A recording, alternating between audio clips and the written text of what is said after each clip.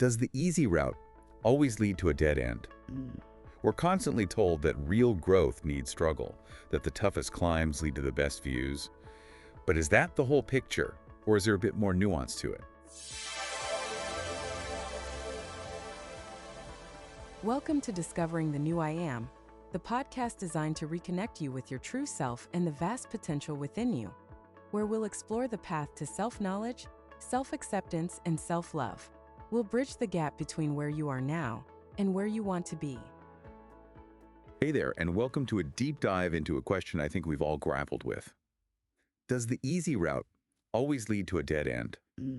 We're constantly told that real growth needs struggle, that the toughest climbs lead to the best views. But is that the whole picture, or is there a bit more nuance to it? It's such a classic dilemma, isn't it? On one hand, there's this almost romantic idea of the struggling artist or the entrepreneur who endures endless setbacks before reaching their peak.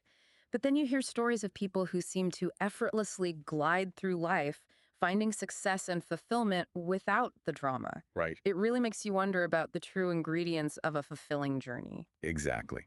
And that's precisely what we're going to dig into today. We've got a stack of fascinating research and perspectives to unpack, from psychology to philosophy, and even a touch of spirituality. I'm ready to challenge some assumptions here. Yeah. One of the first pieces we dove into really made me question this whole no pain, no gain mentality, especially when it comes to personal growth. It's interesting how ingrained that idea is in our culture, right? Like, if something feels easy or enjoyable, we almost feel guilty, like we're somehow cheating the system of personal development. It's like we've been conditioned to believe that if it's not a struggle, it's not worth our time.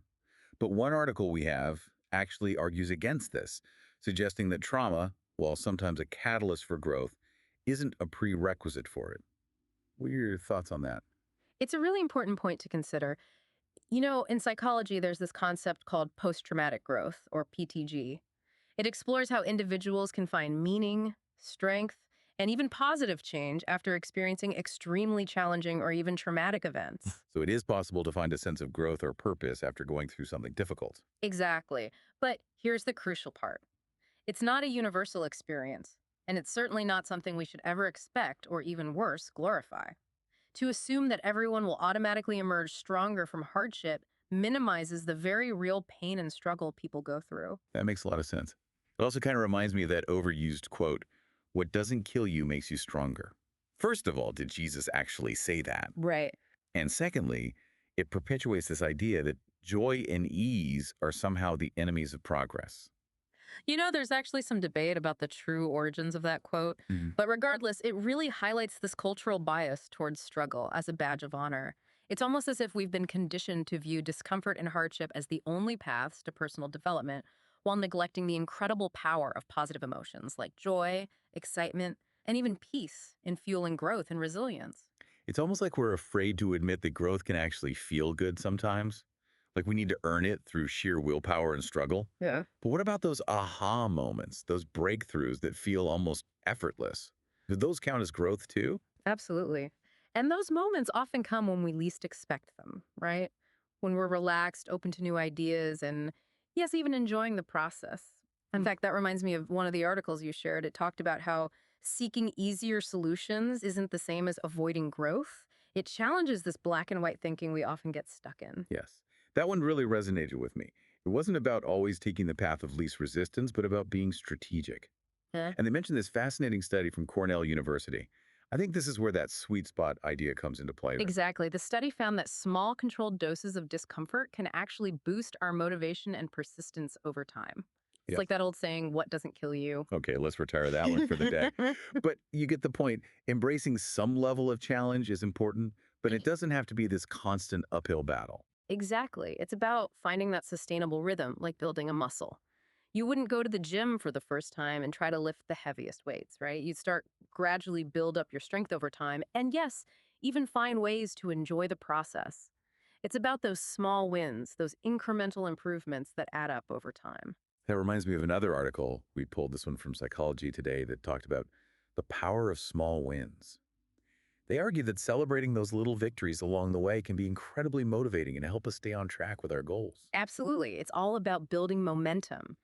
Each small win, each step forward, no matter how easy it might seem, reinforces our belief in ourselves and our ability to grow. We also had a piece from GoodNet that touched on similar themes. It emphasized how important it is to acknowledge our progress, even when we're striving for something bigger.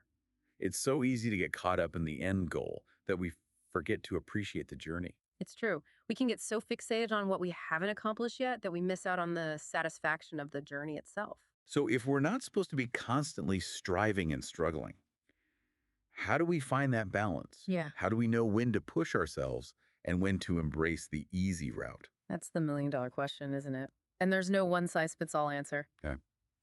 But one article offered a really interesting perspective on this. Okay. It talked about the importance of shifting our focus from what we don't want to what we do want. Oh, I remember that one. They gave that example of the person who was so busy complaining about their job, their relationships, everything under the sun. Exactly. And because their energy was so focused on what they didn't want, they weren't actually moving towards anything better. It's like they were stuck in a negative feedback loop. I've totally been there. Yeah. It's so easy to get caught in that cycle of negativity.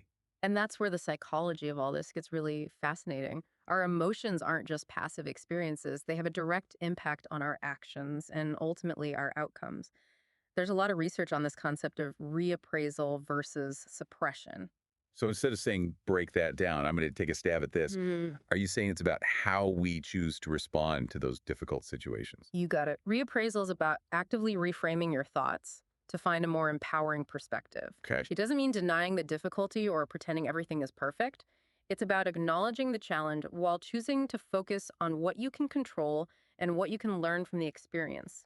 And the research shows that people who are skilled at reappraisal tend to experience greater well-being, resilience, even physical health.